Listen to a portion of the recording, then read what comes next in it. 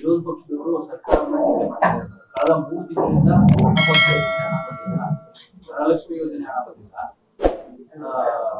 ಸರ್ಕಾರ ಕಡೆಗಣಿಸ್ತಾ ಇದೆ.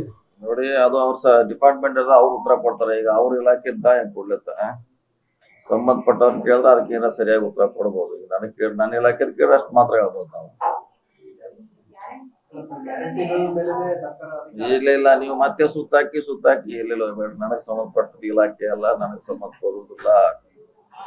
ನನಗೇನ್ರ ಸಂಬಂಧ ಇಲಾಖೆ ಇದ್ರೆ ಕೇಳಿದ್ರೆ ಇರ್ಬೋದು, ಇದ್ರೆ ಏನಾಯ್ತು, ಇದ್ರೆ ಆಯ್ತು.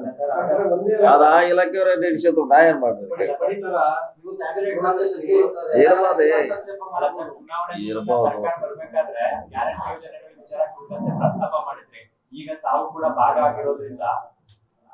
ಹೇಳ್ಬೋದು, ಬೇಕು ಕೂಡ ಅಂತ ಹೇಳ್ಬೋದು. ಅದಕ್ಕಿಂತ ಹೆಚ್ಚು ಮಾಡ್ಲಿಕ್ಕೆ ನಾವು ಅವ್ರಿಗೆ ಮಂತ್ರಿಗಳಿಗೆ ಹೇಳ್ಬೋದು, ಬೇಕು ಕೂಡ ಅಂತ ಹೇಳ್ತೇವೆ. ಅದಕ್ಕಿಂತ ಹೆಚ್ಚು ನಮಗ ಅವ್ರ ಲೆಕ್ಕಾಚಾರ ಎಷ್ಟು ದುಡ್ಡು ಹೋಗ್ತದೆ ತಿಂಗಳಿಗೆ, ಏನು ಕೊಡ್ಬೇಕು ಅದ್ ನಮಗ್ ಗೊತ್ತಿಲ್ಲ. ಅವ್ರ ರಿಕ್ವೆಸ್ಟ್ ಮಾಡ್ತೀವಿ ನಾವು ಮಂತ್ರಿಗಳಿಗೆ ಬೇಕು ಕೊಡಿಸಿ ಅಂತ. ಸರ್ಕಾರ ಆರ್ಥಿಕ ಸಂಕಷ್ಟಕ್ಕೆ ಸಿಲುಕೊಂಡಿದೆ ಸರ್. ಸಾಕಷ್ಟು ಜನರು ಸ್ಯಾಲರಿ ಆಗ್ತಾ ಇಲ್ಲ, ಎಂಎಲ್ಎಗಳು ಪಿಎಗಳು ಸ್ಯಾಲರಿ ಆಗ್ತಿಲ್ಲ ಅಂತ ಆರ್ಥಿಕ ಇಲಾಖೆ ಲೆಟರ್ ಕೊಡ್ತಿದ್ದಾರೆ. ಹೊರಗುತ್ತಿಗೆಯವರಿಗಂತೂ 6-7 ತಿಂಗಳು ಸಂಬಳನೇ ಆಗಿಲ್ಲ. ಸರ್ಕಾರ ಆರ್ಥಿಕ ಸಂಕಷ್ಟಕ್ಕೆ ಸಿಲುಕೊಂಡಿದೆ. ಇದು ಹೊಸದಲ್ಲ, ಈ ತರ ಡಿಲೇ ಆಗಿರೋದು ಹೊಸದಲ್ಲ.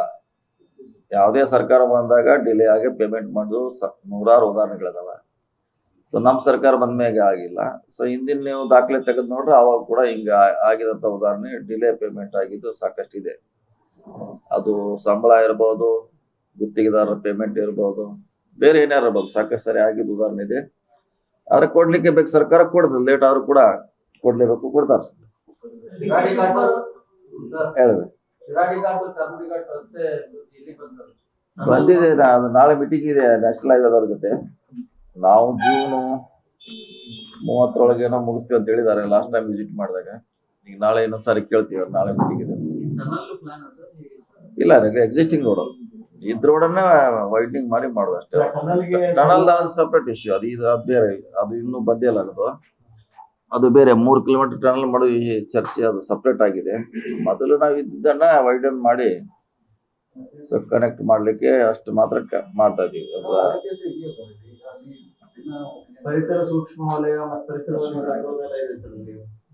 ಇಲ್ಲ, ಟನಲ್ ಮಾಡೋದ್ರಿಂದ ಏನು ಸಮಸ್ಯೆ ಆಗೋಲ್ಲ. ಟನಲ್ಗೆ ಪರಿಸರ ಟ್ರೀ ಕಟಿಂಗ್ ಆಗೋಲ್ಲ. ಸೊ ಅಲ್ಲಿ ಏನು ಸಮಸ್ಯೆ ಆಗ್ಲಿಕ್ಕಿಲ್ಲ. ಅದಿನ್ನೂ ಬಂದೇ ಇಲ್ಲ, ನಮ್ಮಿಂದ ಇನ್ನೂ ಪ್ರೊಸೆಸ್ ಆಗ್ಬೇಕದು.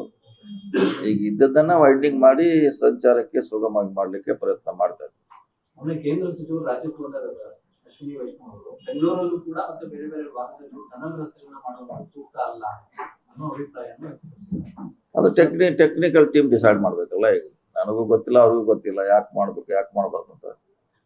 ಎಕ್ಸ್ಪರ್ಟ್ಸ್ ಅದನ್ನ ಒಪಿನಿಯನ್ ಕೊಟ್ರೆ ಒಳ್ಳೇದು. ನನಗೆ ಅದ್ರ ಬಗ್ಗೆ ಐಡಿಯಾ ಇಲ್ಲ, ಎಕ್ಸ್ಪರ್ಟ್ ಹೇಳ್ಬೇಕು ಮಾಡ್ಬೇಕಾ ಬೇಡ ಅಂತ.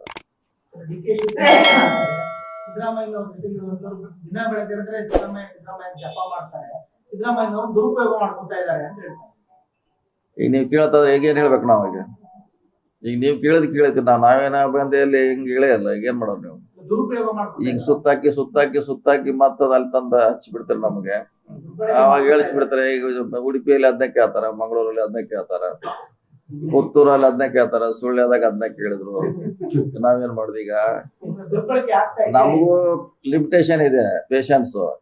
ಅದನ್ನ ಹೆಂಗಂದ್ರೆ ಹೆಂಗ್ ಹೊಡಿದ್ ನಿಮ್ಗೆ ಗೊತ್ತಿದೆ. ಪೇಷನ್ಸ್ ಹಿಂಗ್ ಸುತ್ತಾಕಿ ಆ ದಾರಿ ತಂದ್ ನಮ್ಗೆ ನಿಲ್ಲಿಸಿದಾಗ ಅದೇನೋ ಹೇಳಿದ್ದನ್ನ ಮತ್ತೆ ಹಂಗಾತಿ.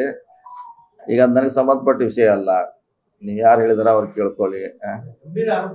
ಇಲ್ಲ, ಗಂಭೀರ ಮಾಡ್ಲಿ, ಸಣ್ಣದ ಮಾಡ್ಲಿ, ನಮಗ್ ಸಂಬಂಧಪಟ್ಟದಲ್ಲಿ ನಾ ಅದಕ್ಕೆ ರಿಯಾಕ್ಟ್ ಮಾಡೋದ್ ಪ್ರಶ್ನೆ ಬರೋದಿಲ್ಲ. ಗಂಭೀರ ಮಾಡ್ಲಿ, ಬೇಕಾರ ಕೋಲ್ಡ್ ಮಾಡಿ, ಅದೇನ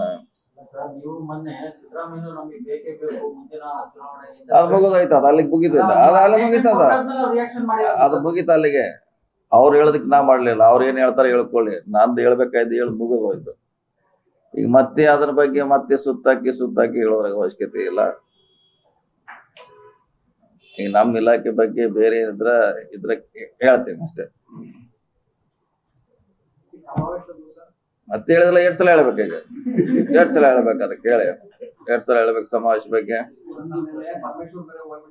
ಇಲ್ಲ, ಸಮಾವೇಶ ಬಗ್ಗೆ 2 ಸಲ ಸ್ಟಿಕ್ಕರ್ ಕೊಡ್ಬೇಕು. ನಿಮಗೆ ಹೇಳಿದ್ದೀನಿ ನಾನು, ಪದೇ ಹೇಳೋದ್ರಿಂದ ನಮಗೂ ಜನ ನಮ್ಮನ್ನು ನೋಡ್ತಿರ್ತಾರ, ಅಬ್ಸರ್ವೇಷನ್ ಮಾಡ್ತಿರ್ತಾರ.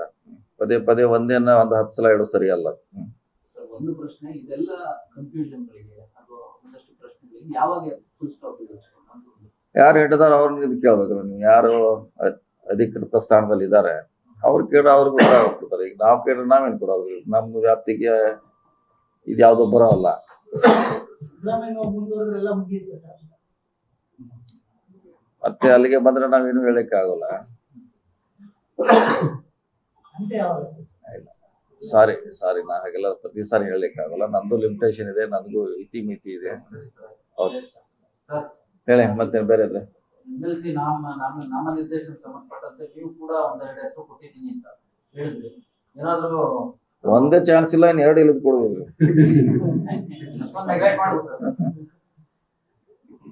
ಅರ್ಜಿ ಹಾಕಿ 10 ವರ್ಷದಿಂದ ಅರ್ಜಿ ಹಾಕಿದೀವಿ ನಾವು. ವೇಟಿಂಗ್ ನಲ್ಲಿ ಇದೀವಿ. ಯಾವಾಗ ಕೊಡ್ತಾರೆ RAC ಇದ್ದಂಗೆ. ಯಾವ್ದ್ರ ಯಾವ್ದು ನೀವು 28ಕ್ಕೆ CM ಆಕಾಂಕ್ಷಿ ಅಂತ ಹೇಳ್ತಾ ಇದ್ದೀರಾ. ಅಟ್ಲೀಸ್ಟ್ ಒಂದು ನಾಮನಿರ್ದೇಶನ MLC ನಿಮ್ಮ ರೆಫರೆನ್ಸಿಗೆ ಕೊಡಲ್ಲ ಅಂದ್ರೆ ನಾಮನಿರ್ದೇಶನ ಆಗದೆ ಇದ್ದವರು ಕೂಡ ಡೈರೆಕ್ಟ್ ಆಗಿ ಹುದ್ದೆಗಳನ್ನು ಪಡೆದವರು ಸಾಕಷ್ಟು ಜನ ಇದಾರೆ. ಉದಾಹರಣೆಗಳಿಗೆ MLC ಪಡಿಬೇಕಂತ ಏನಿಲ್ಲ ಅಲ್ವಾ? ಹಂಗೇನಿಲ್ಲ. Okay, thank you. ಲೇಟೆಸ್ಟ್ ಹಾಗೂ ಇಂಟ್ರೆಸ್ಟಿಂಗ್ ಸುದ್ದಿಗಳಿಗಾಗಿ ಬಾಸ್ ಟಿವಿ ಕನ್ನಡ ಚಾನೆಲ್ನ ಸಬ್ಸ್ಕ್ರೈಬ್ ಮಾಡಿ. ಹಾಗೆಯೇ ಬೆಲ್ ಐಕಾನ್ ಪ್ರೆಸ್ ಮಾಡಿ. ಇದರ ಜೊತೆಗೆ ಫೇಸ್ಬುಕ್, ಇನ್ಸ್ಟಾಗ್ರಾಮ್, ಎಕ್ಸ್ನಲ್ಲೂ ಮಿಸ್ ಮಾಡದೆ ಫಾಲೋ ಮಾಡಿ.